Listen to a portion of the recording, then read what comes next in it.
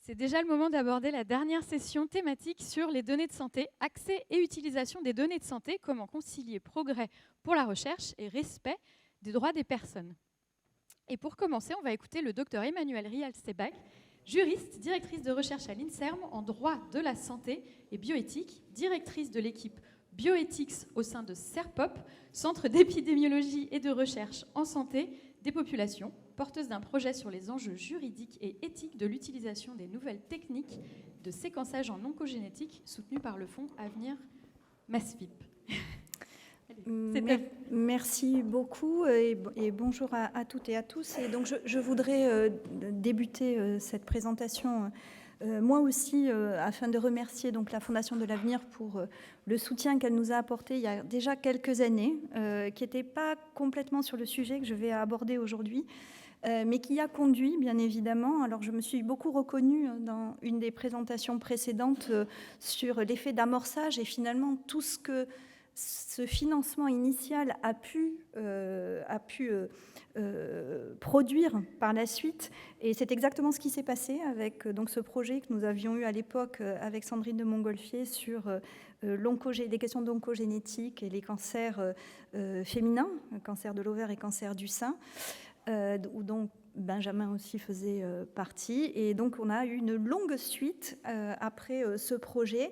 Et bien évidemment, déjà à l'époque, la question des données et de la réutilisation de ces données s'est posée, mais ça ne faisait pas, c'était pas le cœur quand même de notre recherche. Donc aujourd'hui, je voudrais vous parler donc de la question des enjeux éthiques de l'accès aux données. Depuis ce matin, on en a beaucoup parlé, des données d'ailleurs de différentes sortes, de différentes natures. Et on comprend bien qu'aujourd'hui, en tout cas, elles ont un enjeu non seulement scientifique, mais aussi économique, et c'est pas très grave de le dire, mais il faut le dire, un enjeu économique certain.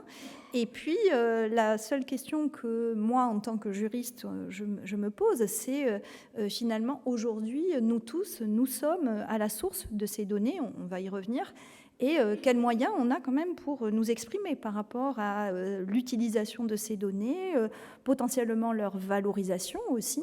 Est-ce qu'on peut réclamer quelque chose ? Qu'est-ce qu'on peut faire avec nos données et quelle maîtrise nous pouvons avoir, nous, en tant qu'individus, sur ces données ? Alors, ça n'a échappé à personne qu'aujourd'hui, on est quand même dans une mise en données de l'intégralité du monde qui nous entoure. Il n'y a pas que le monde de la santé qui est aujourd'hui numérisé. Je dirais que tout notre environnement est également complètement numérisé.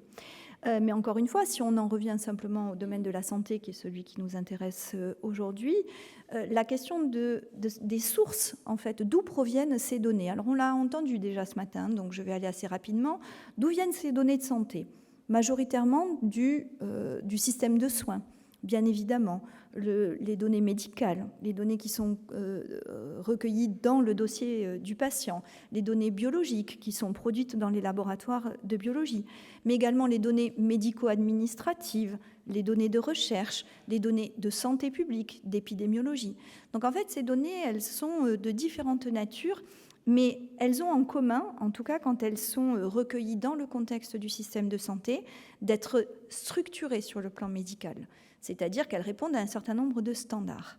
Et puis à côté de ça, on a des données qui sont recueillies en dehors de ce système de santé, grâce, alors on l'a entendu tout à l'heure, alors c'est la séparation n'est pas complètement nette, mais les dispositifs médicaux, dispositifs connectés, ce qu'on appelle les données en vie réelle, les données qui sont généralement autoproduites, ça les sociologues connaissent très bien ça, elles font partie aujourd'hui de ce pool en fait, de données qui peuvent être potentiellement utilisées dans le contexte de la recherche, mais aussi dans le contexte de la médecine.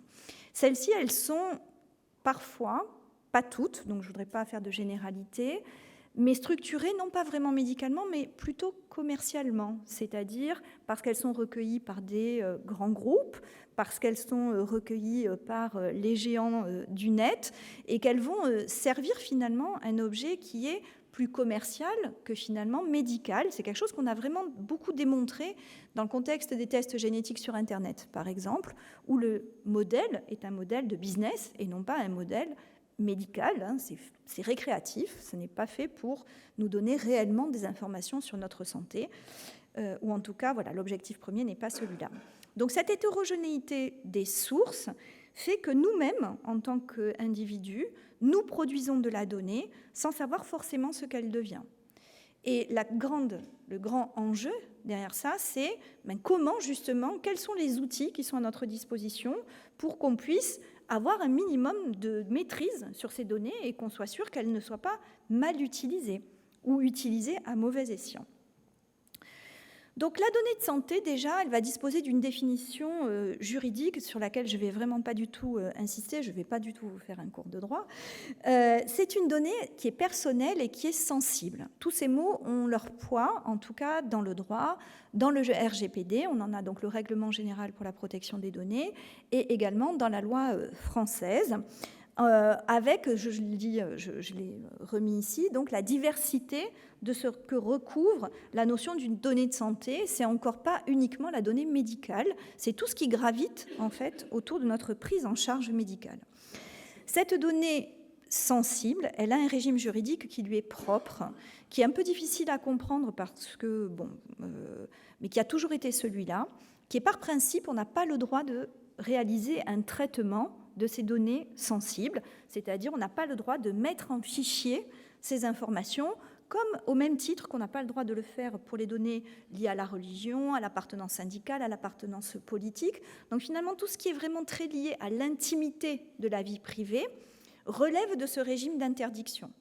Mais vous l'aurez compris, on ne peut pas interdire de traiter des données de santé, sinon on ne pourrait pas suivre des gens et on ne pourrait pas les prendre en charge médicalement. Donc bien sûr, il y a tout un tas d'exceptions qui permettent de valider ce traitement de la donnée de santé. Et parmi les exceptions, il y a bien sûr la question du suivi médical. Donc, on peut utiliser et traiter vos données pour vous prendre en charge sur le plan médical, mais on peut aussi les utiliser, voire les réutiliser dans le domaine de la recherche. Ce que peut-être vous ne savez pas, c'est que toutes ces opérations en fait, de traitement des données sensibles ne relèvent pas du principe du consentement. Ça ne relève pas du principe du consentement parce qu'on est dans un autre cadre législatif que celui des droits des patients, de la prise en charge médicale ou même de la participation à un protocole de recherche. Ici, ce qu'on regarde, c'est quelle est la base juridique du traitement, c'est-à-dire de la mise en fichier de nos données. Et cette base juridique, en tout cas dans le domaine de la santé, n'est à peu près jamais le consentement, en tout cas en France. Mais attention, une fois qu'on a dit ça, une fois que le droit a dit que ce n'était pas le consentement, ça ne veut pas dire qu'il n'y ait pas de droit du tout et que les professionnels ou les chercheurs ont la possibilité de faire n'importe quoi avec nos données. Pas du tout. Le principe qui est très fort ici, c'est celui de l'information préalable.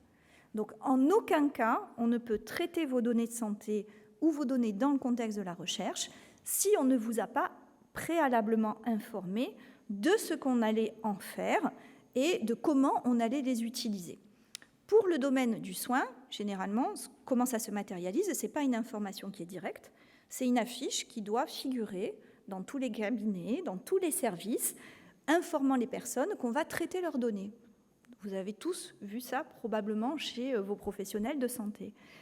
Pour la recherche, on va avoir également des formulaires d'information qui vont vous informer et vont vous permettre de dire « je ne veux pas être figuré dans ce fichier ».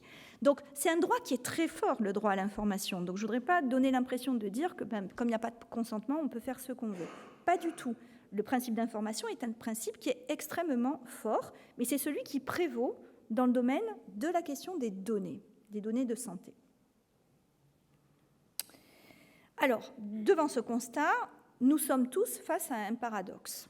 Le premier élément de ce paradoxe, c'est la question de la protection. Vous l'aurez compris, j'ai parlé du RGPD, j'ai parlé de la loi informatique et liberté.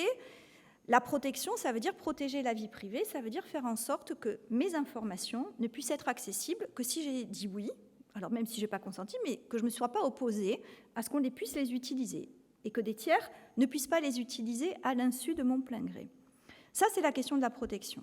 La question du partage, c'est un impératif. Souvent, les professionnels doivent partager des informations pour prendre en charge un patient. Les chercheurs doivent partager des informations pour augmenter la puissance aussi de leur étude statistique. Donc il y a un vrai impératif de ce partage. Mais est-ce qu'on peut faire toutes ces opérations, la protection, partage, finalement, comment tout ça s'organise et dans quel cadre ?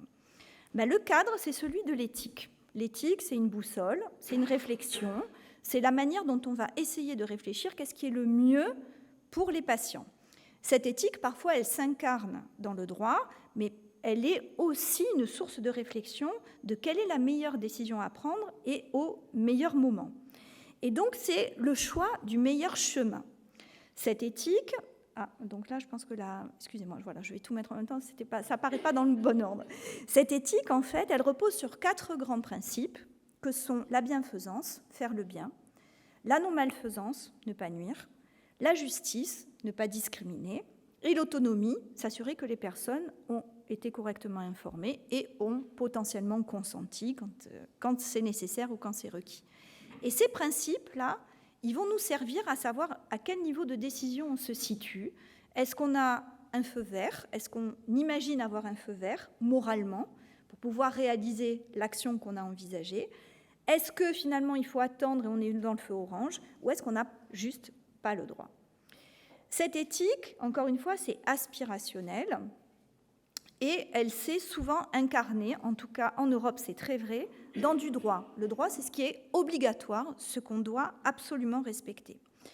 Ce droit, c'est le droit français, encore une fois, la loi informatique et liberté, le RGPD, mais c'est aussi les devoirs professionnels qui figurent dans un cadre réglementaire et qui donnent des obligations aux professionnels de santé, notamment l'obligation de secret, l'obligation de confidentialité de ces données et les possibilités de les partager dans le cadre juridique qui les autorise à le faire.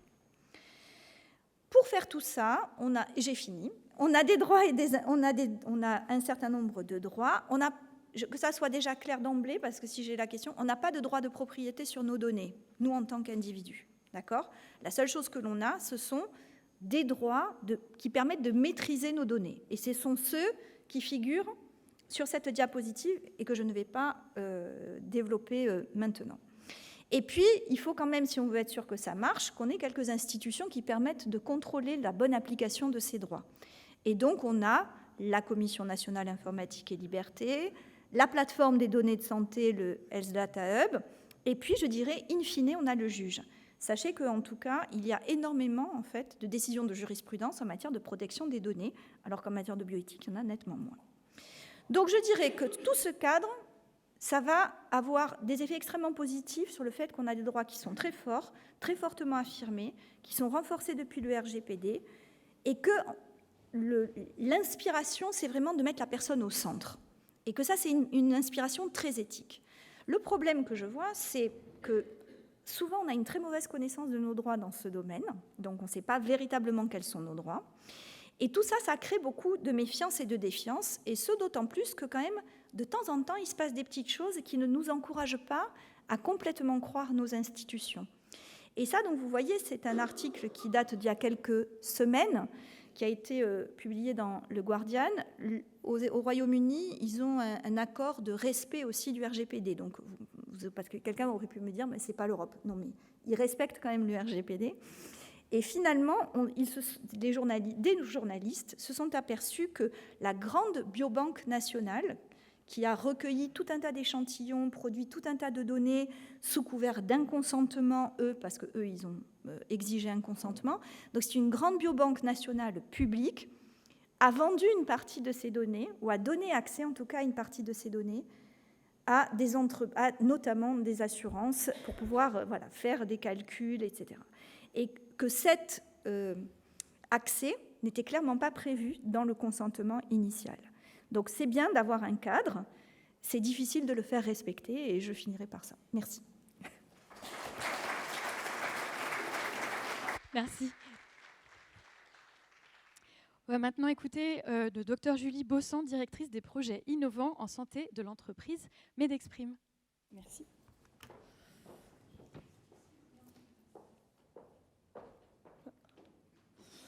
Bonjour à tous.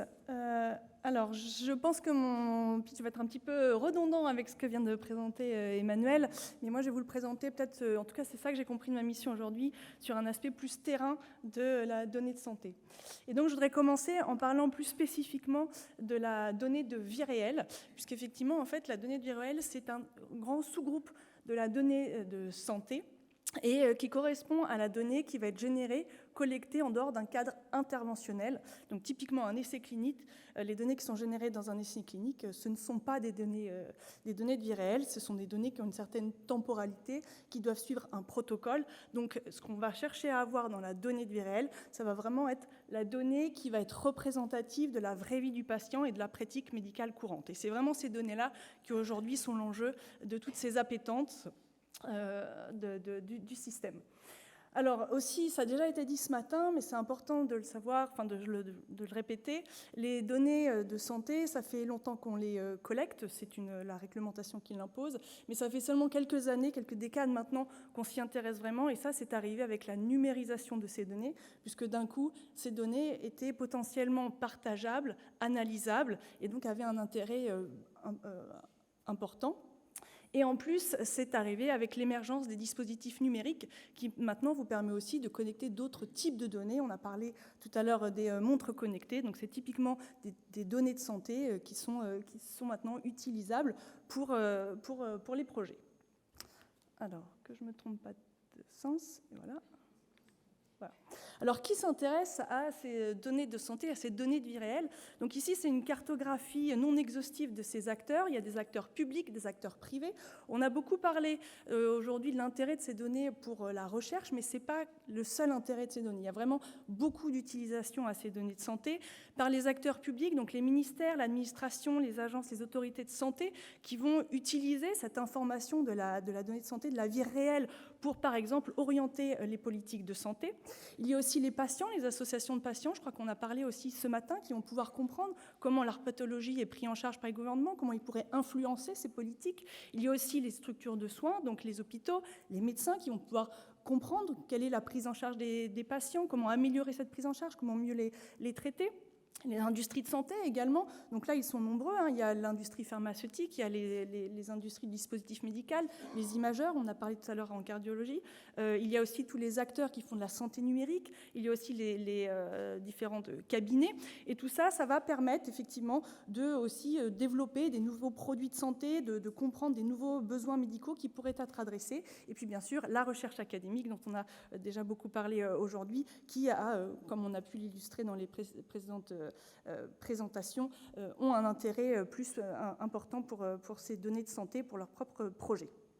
Alors, ce qui est intéressant aussi de voir, c'est que ces acteurs qui s'intéressent à ces données de vie réelle, pour les utiliser, sont aussi souvent les acteurs qui les produisent. Donc, les producteurs de données de santé, ils sont là nombreux. Il y a effectivement les centres, les médecins, donc à l'hôpital, à la ville, il y a les pharmacies, il y a les industriels, les acteurs numériques en santé, il y a aussi Internet, et puis le SNDS, donc le Système national des données de santé. Et donc, tous ces acteurs vont produire une donnée qui va être très riche, très variée, très fragmentée.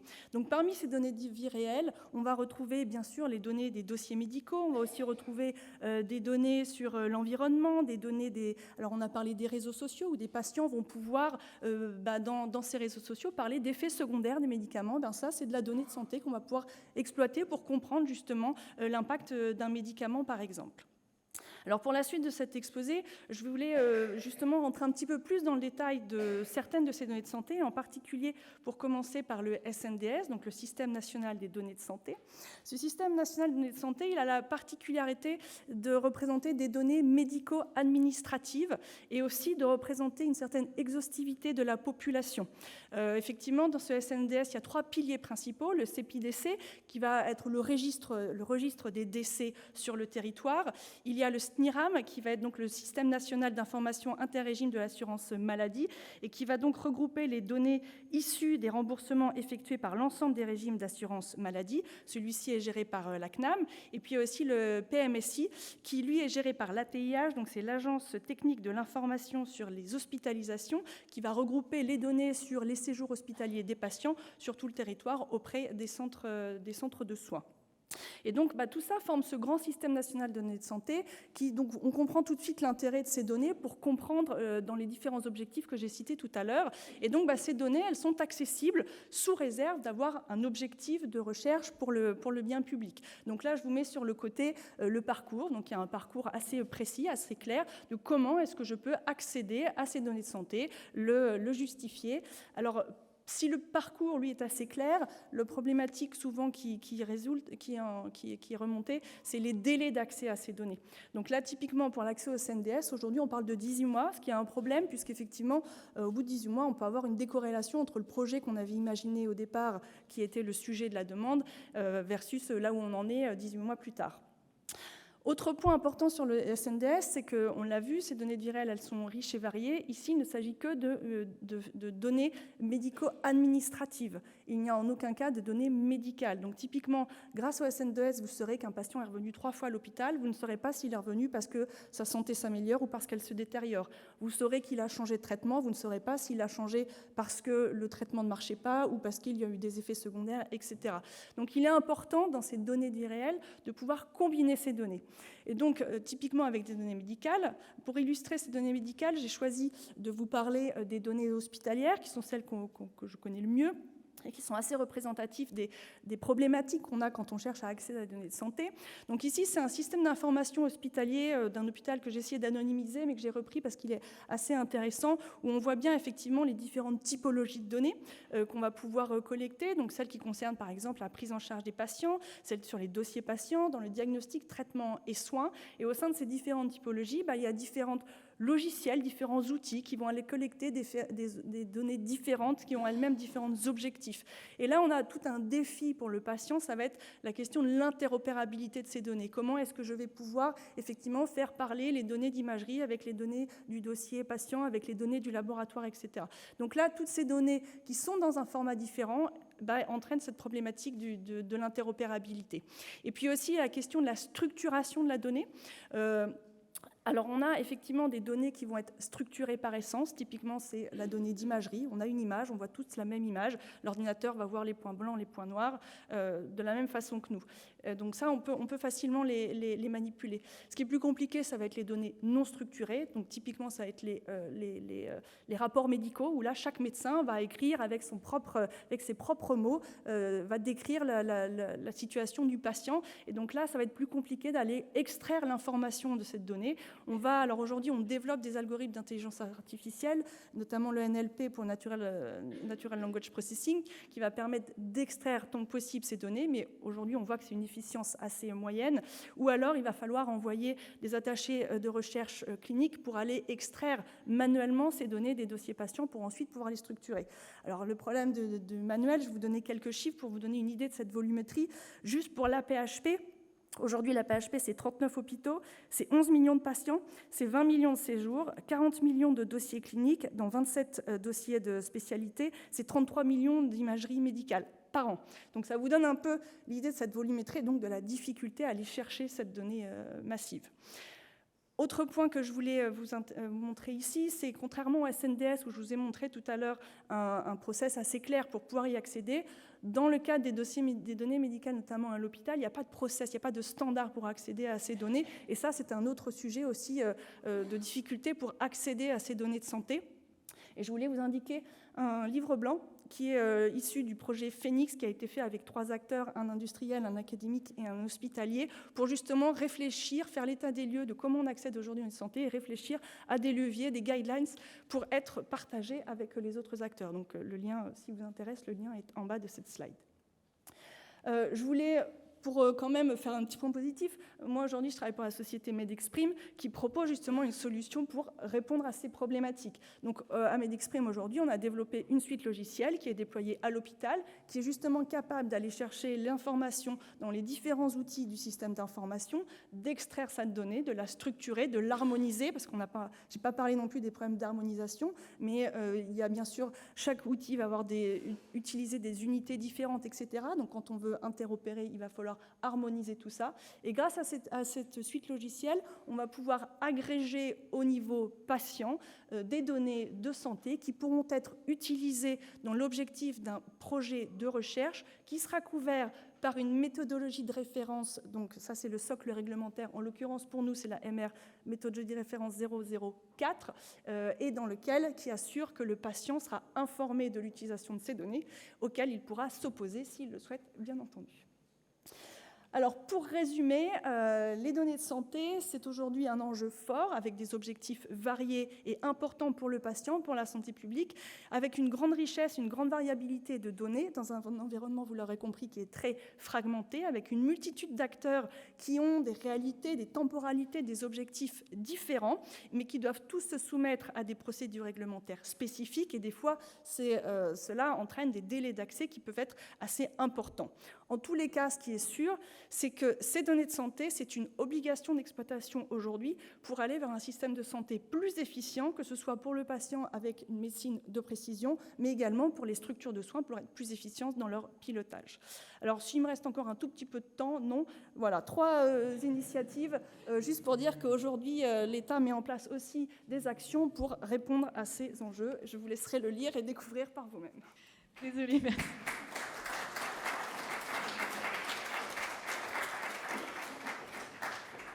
Et pour terminer cette session, on va écouter maintenant le docteur Joachim Prudhomme, chef de clinique des universités, assistant des hôpitaux dans le service de gériatrie du CHU de Rennes et doctorant au laboratoire traitement du signal et de l'image, unité INSERM à l'université de Rennes, j'ai presque fini, impliqué dans le projet détection précoce de la fragilité chez les aînés grâce aux technologies de l'information et de la communication, porté par le professeur Dominique Somme et soutenu par la Fondation.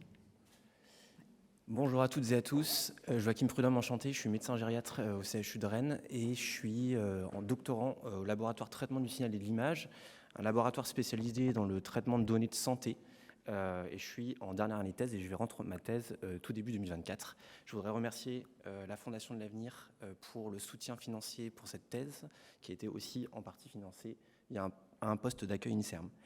Je voudrais aussi remercier l'ensemble par avance des intervenants qui ont tracé énormément de choses ont été dites et je vais vous proposer de faire un retour d'expérience d'un doctorant au cours de cette thèse et les questions qui ont pu émerger et que vous allez voir qui finalement portent sur beaucoup de choses qui ont été dites au cours de cette session.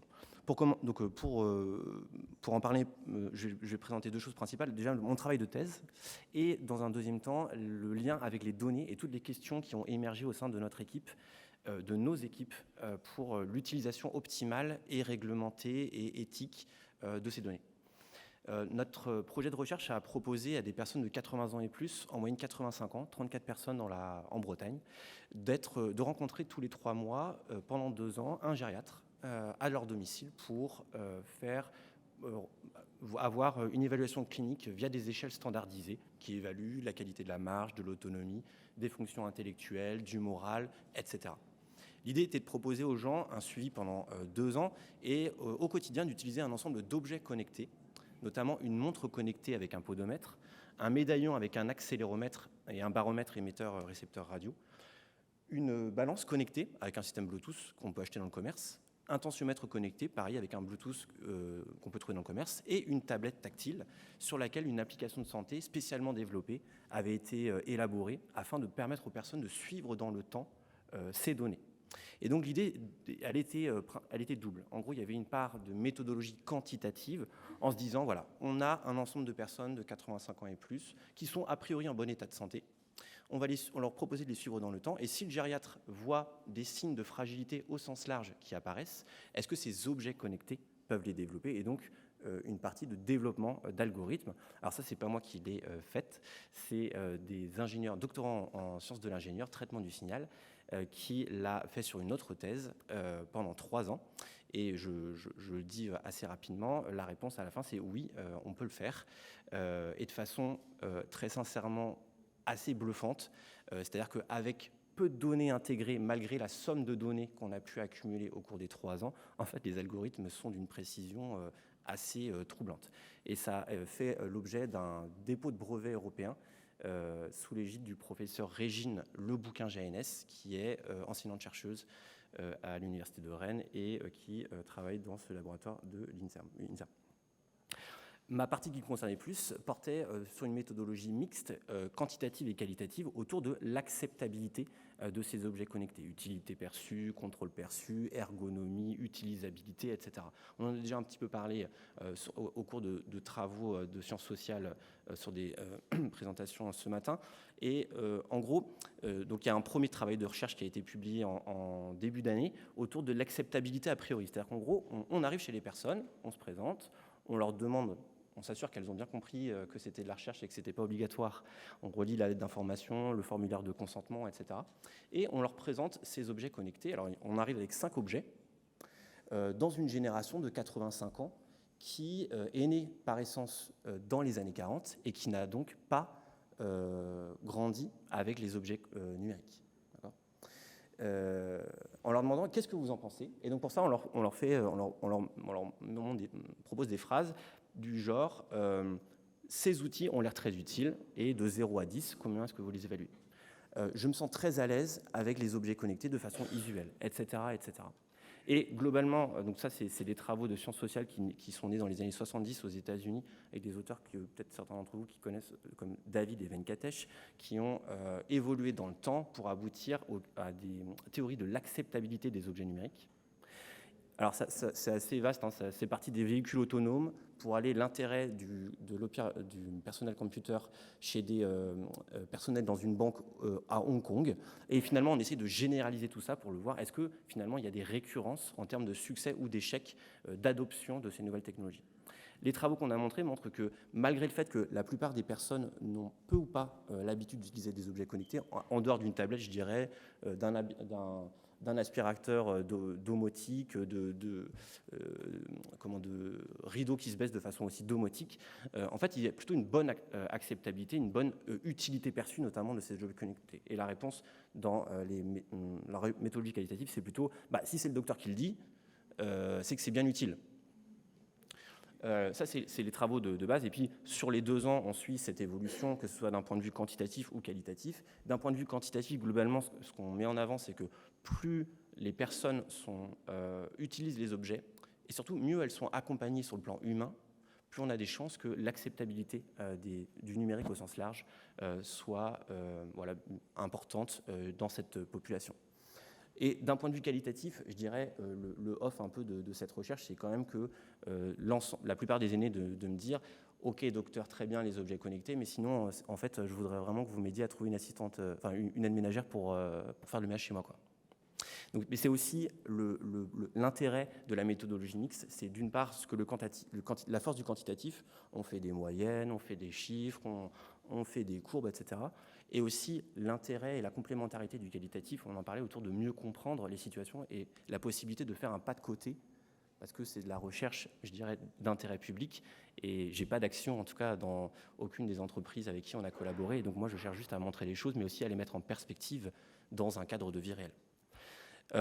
Pour la suite, ce que je voulais dire, c'est un projet de recherche qui a impliqué 2 unités de recherche, une unité de recherche essentiellement en sciences sociales, sociologie, politiste, géographe, démographe, épidémiologiste, autour des questions de santé publique, donc qui sont hébergées à l'École des hautes études en santé publique à Rennes, et cette unité de recherche autour du traitement des données.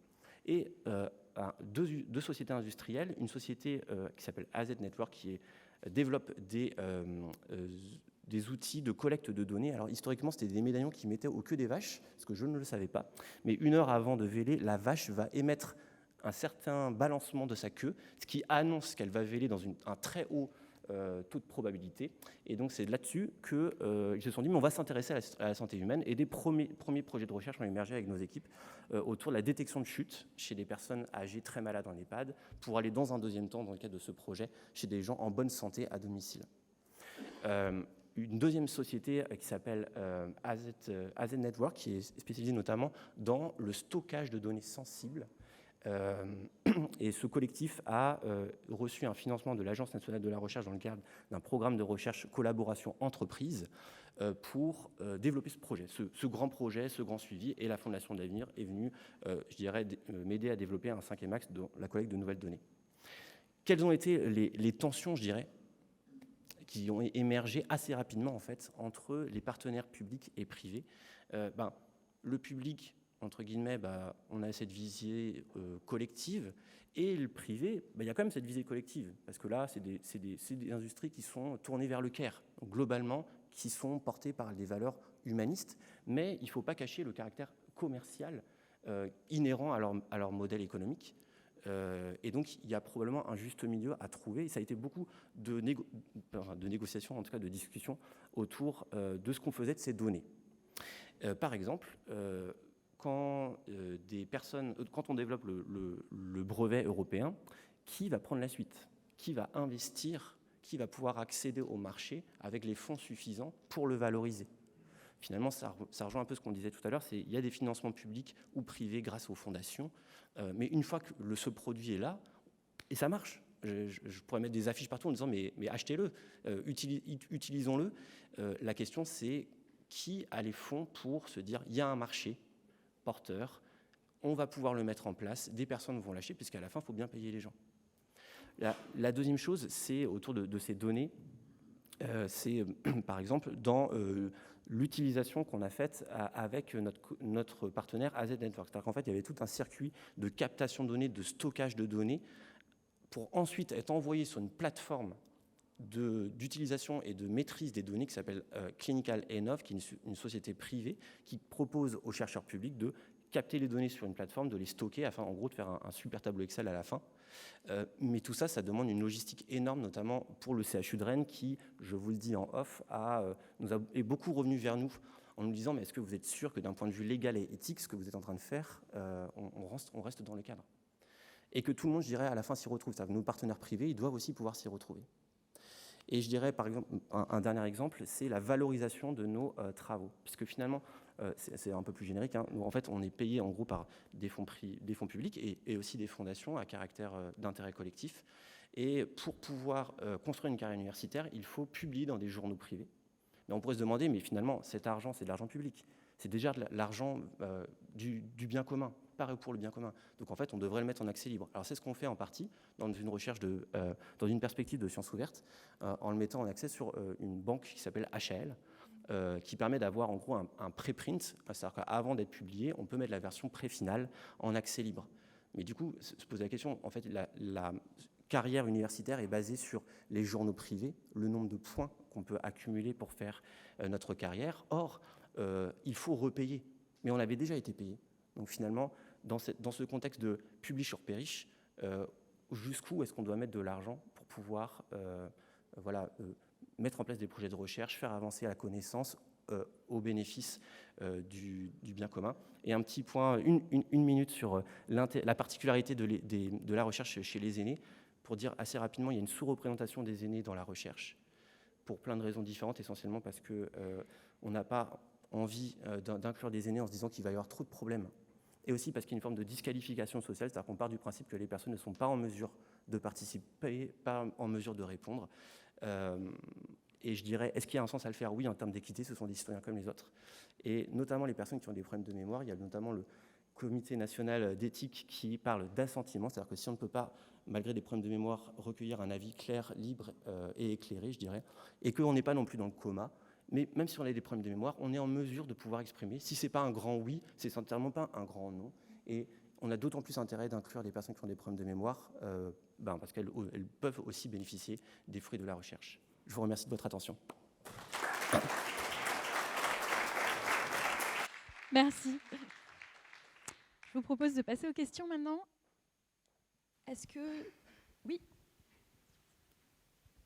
Alors, c'est une question aux deux premières intervenantes. Vous avez évoqué les entrepôts de données de santé. Qu'est-ce que ça représente comme intérêt? Est-ce qu'il y a plus d'intérêt que d'inconvénients? Qu'est-ce que vous en pensez?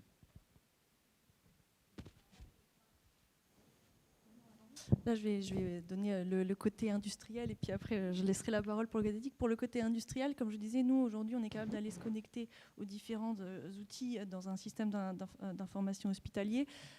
Pour nous, l'entrepôt de données de santé, ça va être un espace où effectivement cette donnée va être collectée, mise en commun pour faciliter son accès. Donc d'un point de vue purement technologique, il y a une réelle accélération de l'accès à la donnée. Maintenant, c'est seulement sur l'aspect technologique. Je pense que le vrai enjeu pour accéder à la donnée, il n'est pas tant technologique, ça on sait faire, il va plus être sur des aspects réglementaires, sur des aspects de valorisation.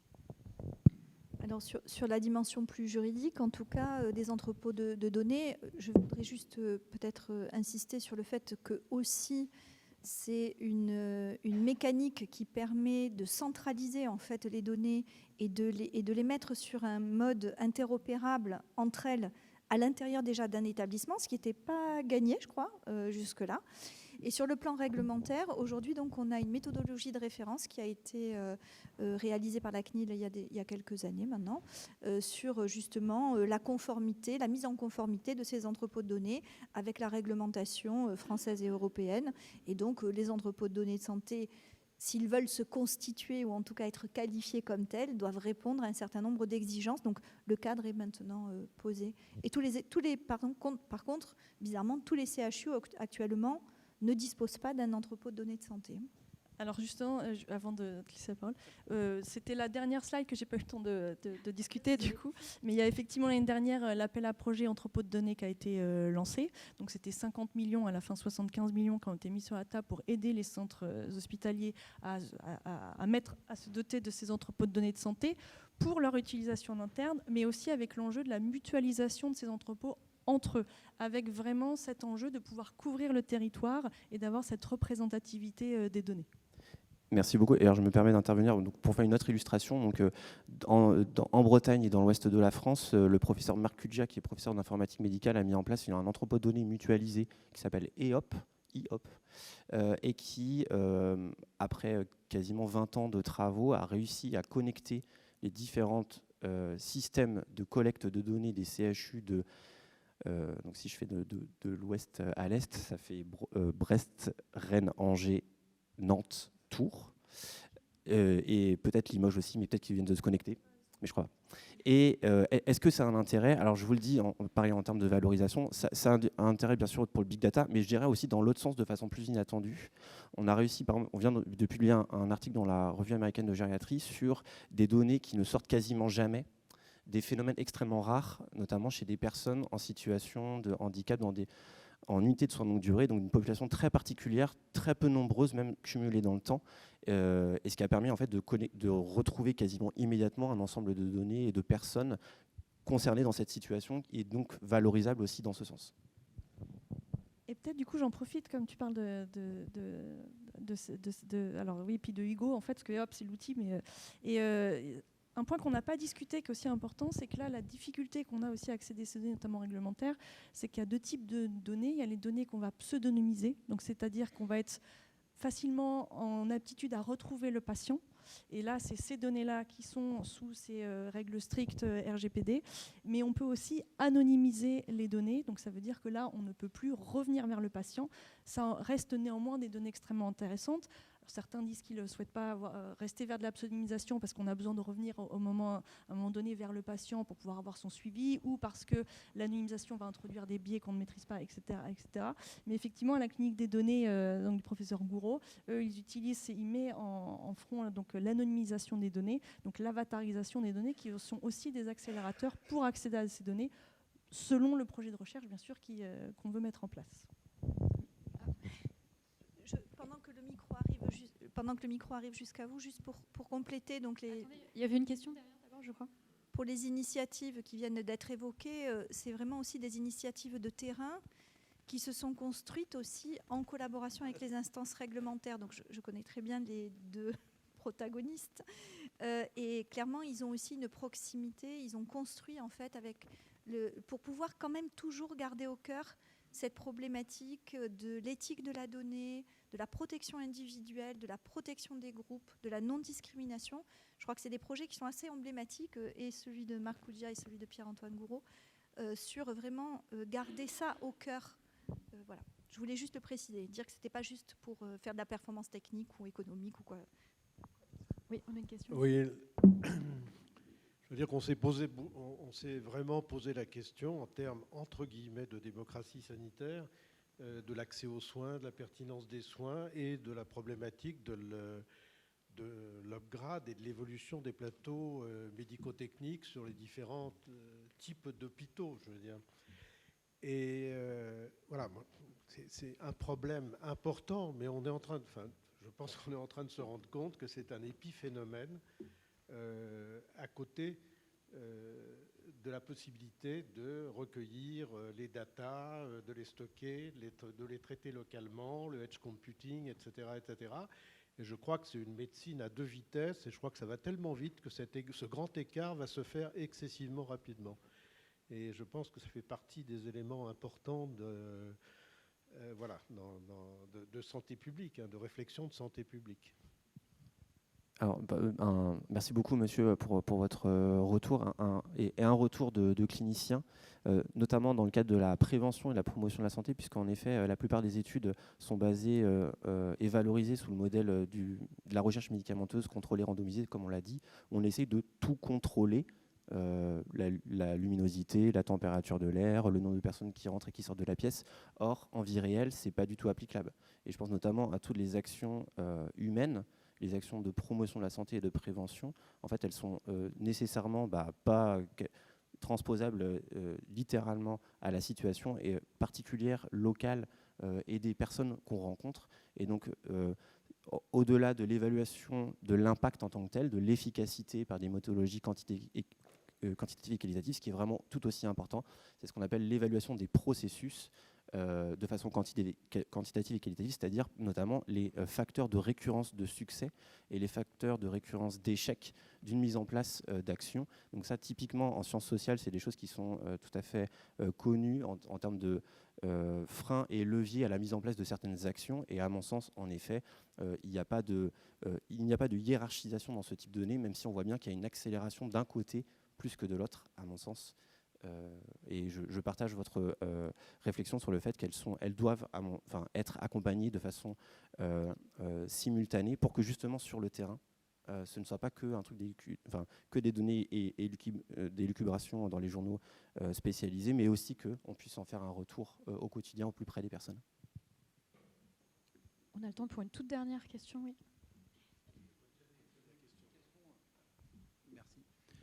Merci pour ces interventions.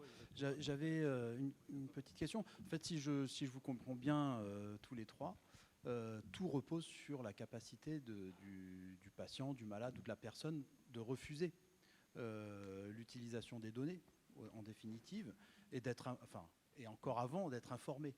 Et c'est vrai que moi je suis assez d'accord, on n'a pas forcément toujours l'information. Et qu'en est-il de ces moyens de refuser? On sait qu'on donne beaucoup de droits, mais la mise en œuvre de ces droits, concrètement, elle est complexe. Alors, la mise en œuvre en elle-même n'est pas complexe, mais les situations rendent la plupart du temps impossible le fait de refuser le traitement de ces données. C'est-à-dire que si tu arrives chez un professionnel de santé et que tu demandes et que tu t'opposes par exemple à ce que tes données figurent dans le logiciel, eh bien ça requiert qu'il faille faire un dossier manuel. Et donc en fait tu imagines bien que personne ne dit ça. Et comme quand tu rentres dans un établissement de santé, un hôpital ou une clinique, puisque je rappelle ici quand même que cette réglementation sur la protection des données, elle s'applique de la même manière à tous les établissements de soins. Il n'y a pas de discrimination entre le public et le privé.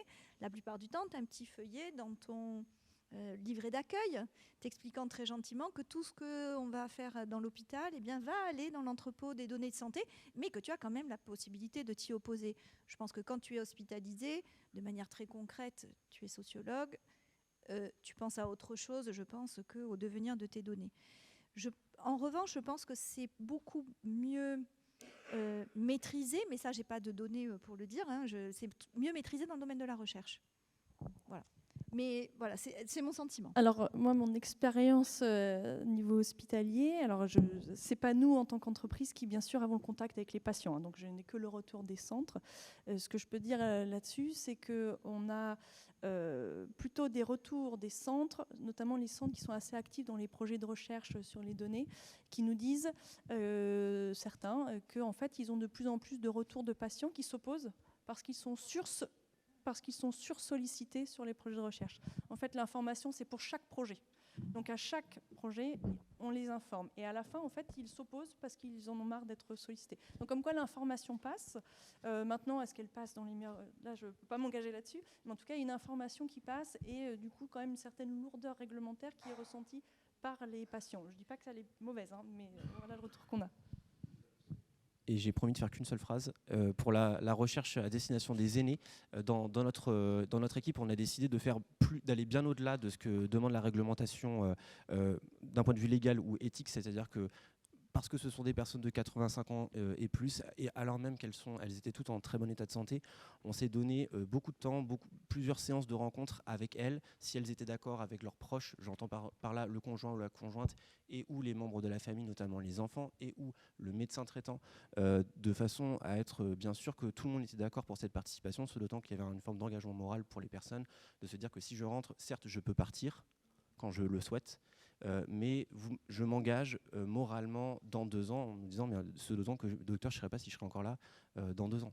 Donc il y avait toute cette charge mentale et donc pour être sûr de bien l'accompagner, de ne pas faire des choses qu'on peut faire d'un point de vue légal mais bien de rester dans notre éthique, de se donner, d'aller encore plus loin que ce qui était demandé. Merci. Il est malheureusement temps de conclure cette session. Merci à vous 3. Merci, on peut les applaudir.